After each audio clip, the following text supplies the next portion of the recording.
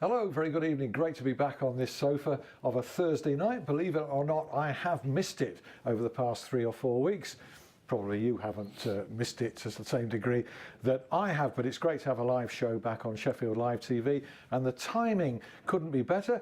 Just a couple of days ahead of the new football season, which some people will tell you only begins 9 days' time when the Premier League kicks off, but far from it. We've got the English Football League in full swing as from Friday, actually, and of course both the Sheffield teams are in action this weekend. And to fill in the many blanks in my knowledge, having been away some distance away as well for the past 3.5 weeks, nobody better, or no two people better than the two footballing gurus, experts of the Sheffield Star. In the blue corner, Dom Howson of Sheffield Wednesday, and James Shield of Sheffield United. James, you're looking as if perhaps you have been away on holiday as well. I mean, we've had to give him some fake tan, but yours looks real. Yeah. I like to think I've got the olive swarthy complexion anyway, Alan. Yeah.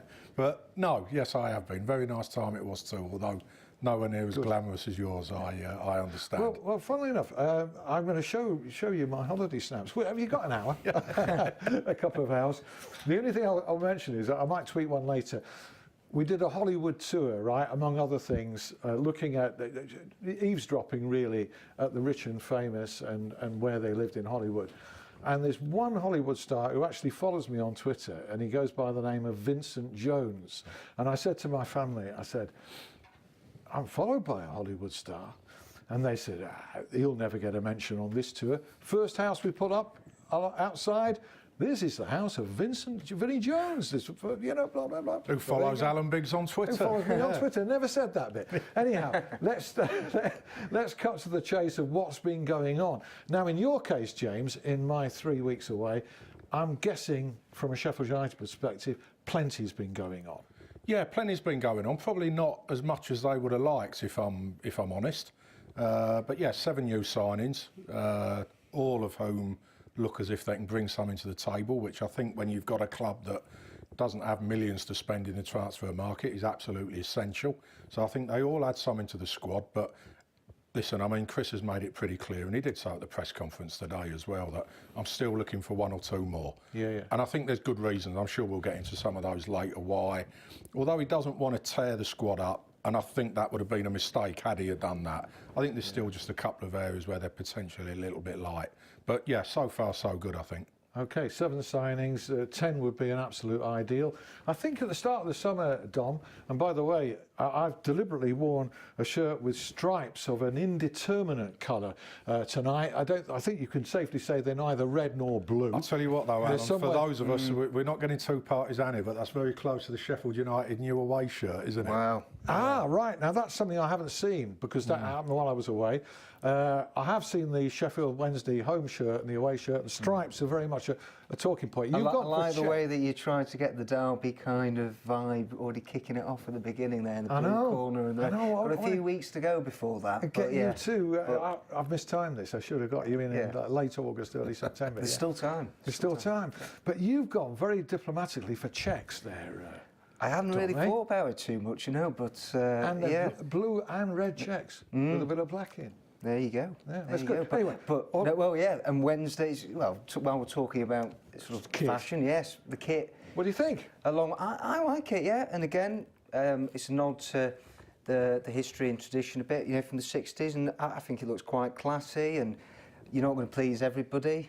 They would have liked some stripes there, but we all know that the chairman, I wouldn't say is overly keen on stripes. I wouldn't rule it out coming back in the future, but yeah, I think that they've done a good job with it, but naturally it's a shame they weren't in the shops a bit sooner, as they've missed out on some serious revenue stream. They had trouble with, I went to the steering group meeting last night, and the Chief Operating Officer, Joe Palmer, explained that they unfortunately had trouble with the manufacturer, that in May they had a deal in place with what they thought was a credible supplier, but then at the last minute they sort of changed the goalposts and the prices went up. And so they had to start from scratch in May, and really I think the club are actually very relieved that a couple of days before the start of the season they've managed to turn it around and get the home and away strips out, but not ideal in the slightest. And unfortunately it's the way the summer's gone. It's been one of frustration, and you can feel that there's a bit of negativity around the place, but a good week, 3 wins, whatever. Will change it completely. Again, the mood of a football club can change very quickly. United are going into next season on a huge high after an amazing season, and they'll be looking to carry on that momentum. Wednesday, we've consistently been strong last 2 years, 6th and 4th. Yeah. There's a difference in mood. It's unmistakable. It's very palpable, and I'm sure Sheffield United will be looking to exploit that. I mean, it's almost euphoric still. Well, they've got to exploit that, because I would imagine the chances of them going into another season, I mean, they've almost forgotten what it's like to lose. Let's be honest. I think it was in January the last time they actually got beaten in a first team fixture. So, yeah, I mean, if they can't exploit it now, dear me, they are. They have missed a trick. And I don't just mean sort of exploit it on the pitch, because the players have got to be going into this season now absolutely full of confidence. But I think they've got to exploit it, and probably, have to a degree in the transfer market as well too. Yeah. Because, at the minute you can sell it, it's a club, it's got momentum, it's got a real sort of push, it's got a feel-good factor about it. That's quite an easy sell in what is a difficult market for clubs, or pretty much everybody else who doesn't have a parachute payment or isn't Wolverhampton Wanderers. We know that Chris Wilder spends money like his own, which is a great quality to have in terms of the club's financing, and he's quite tight with it, but they can pull in players for less wages perhaps than another club with a less fashionable profile could do. Yeah, I mean, I think he's bought really well, and I think if it does come a time where they just decide to loosen the purse strings a little bit, and listen, I'm not one, to say that they've got to be taking financial risks, because they haven't. And in fact, the one thing Sheffield United have done remarkably well over the last 6 years is waste money on players who, quite frankly, probably weren't worth a third of what they were getting paid. So it's nice to see them doing it a little bit differently this time around. But I think if they do decide just to give it a little bit of a shove, I think they can do it with confidence, as you say. They've got a manager there who doesn't really waste money.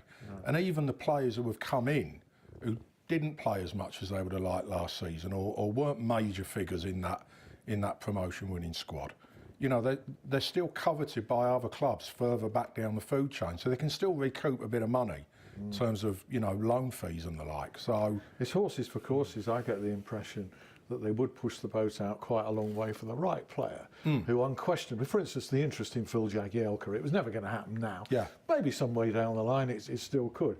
But that was an indication, I think, that for a player, you're not going to get players kicking off about Jagielka earning more than they are you? I mean, listen, they've got every right to kick off about some of the players that have earned a fortune there in the last few years. I don't want to get too miserable, because it's a great time to be to cover Sheffield United, to be a Sheffield United fan. But you're absolutely right. I mean, I was speaking to two former players earlier this week, and both of them said exactly the same thing. They said if someone's doing it on the pitch, if you can see what they're bringing to the table, they said, unlike, how you journalists sometimes like to paint it, players are actually pretty good at accepting that. Yeah. They know their market value, and at the end of the day, you've done a deal with a club and your agent. If you're not happy with it, go back and do it again. Sheffield Wednesday, money hasn't been a problem up until now, and it's when I say that, it's not the chairman's commitment that's a problem. I mean, he's still, wanting to commit more money to it than I think he's probably allowed to within FFP. But they still do have the money to spend, and we've seen in the last few weeks they've had bids rejected for defenders. They went in, I think, by all accounts, with a pretty cheeky offer to Blackburn for Charlie Mulgrew, and I think if they are serious about bringing him in, and he's someone who can cover them in a number of positions, left back, centre half, but we all know that they're crying out for centre halves, and that has been the biggest failing of their recruitment drive in the last 3 windows. I know, you've written about it consistently. Well, yeah, and it's not me trying to be negative. It's just there in black and white, and everybody sees it. And the amount of times that it's come back to haunt them, where You know, you look at last season, Burton Albion away and Aston Villa away, they're ending up playing central midfielders or left backs at centre half.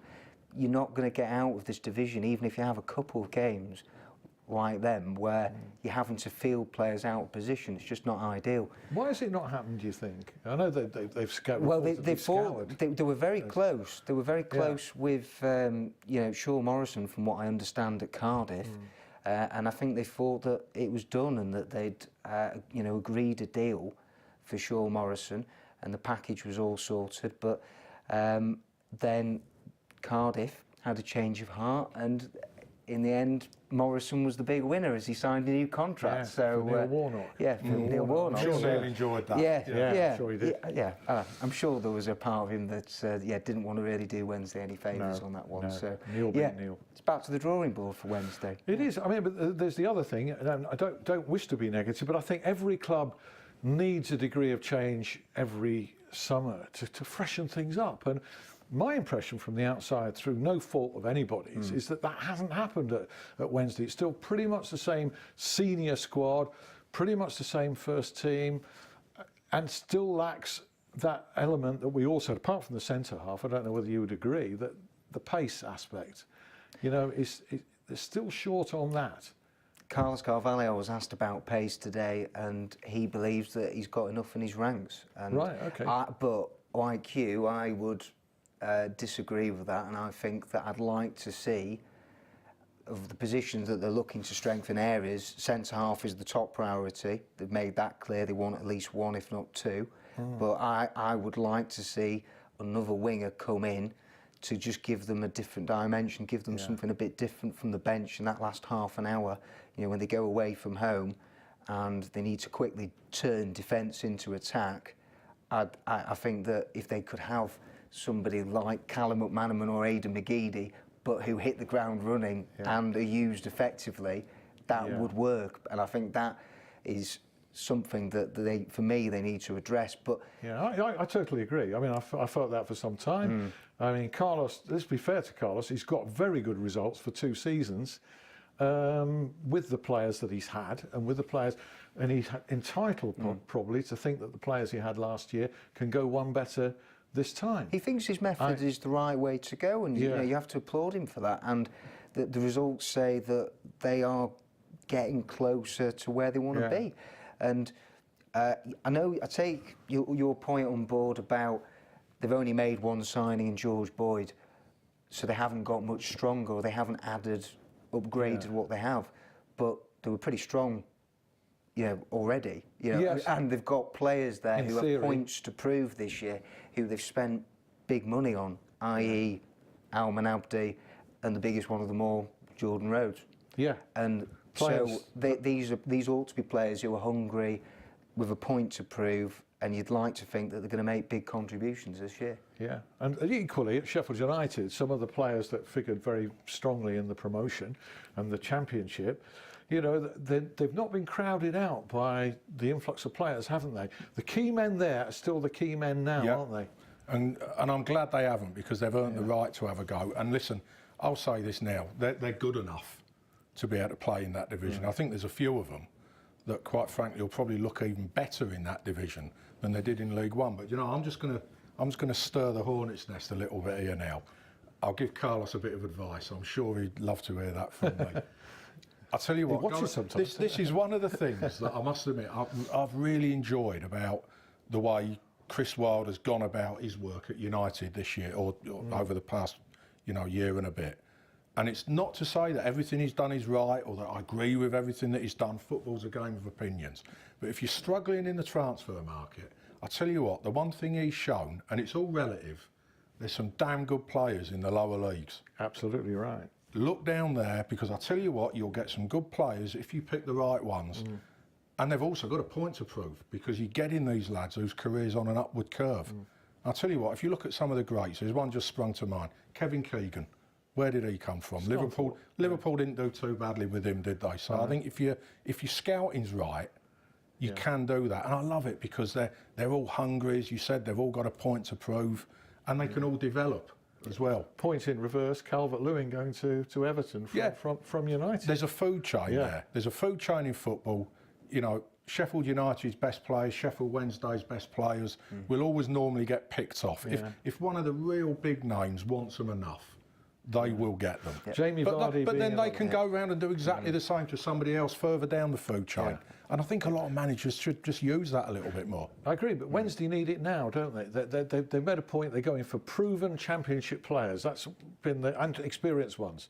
That's been the criteria, hasn't it? It is, and you actually, when you look at the average age of that team, they should really be entering their peak years now. Most of that squad, and you know the centre half that they're looking at the minute, who's on the radar, is Johan Giroud, who you look at it, and it's good pedigree. You know, the guy's played 60 odd times for Switzerland, decade at Arsenal, was playing for Hamburg last year. That wouldn't be a bad signing at all, you know, Is on the there face enough, of it. and just finally before the break, is there enough churn? You know, it's absolutely laudable and to be applauded that the chairman, who really has the final say on all the transfers, Dave Bonchansiri, who's been an excellent chairman for Sheffield Wednesday and will continue to be, has been a total breath of fresh air as a non-selling chairman.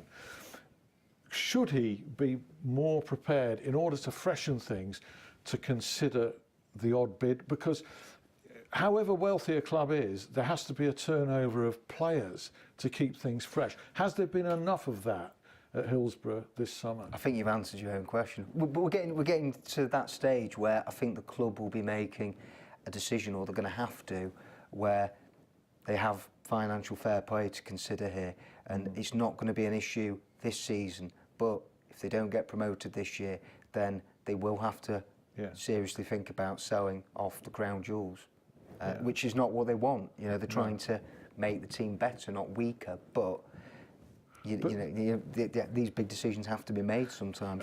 Just going to move to League One. You don't have to bother, do you? I say League One, the French version. You don't have to bother about FFP then, do you? Yeah. I don't know enough about it. I mean, you do. You study these things, don't you? I mean, it's a very complex situation. A lot of clubs just flout it, clearly, and take the consequences later. Well, as James said before, we're already looking at Wolves. You know, Wolves, they clearly don't care about breaking it one bit, and they're not going to be the only Championship club. But I look at Derby. Derby have sold Tom Ince and Will Hughes this summer. That's to balance the books, and they know they've got to start cutting the cloth accordingly. But sometimes, and I'm not naming names here, Sheffield Wednesday have got a lot of players of repute, many of whom would attract substantial bids. Sometimes it can be good business to say, that's not bad money for him. If I had that, I could get him and him, or him. You know what I mean?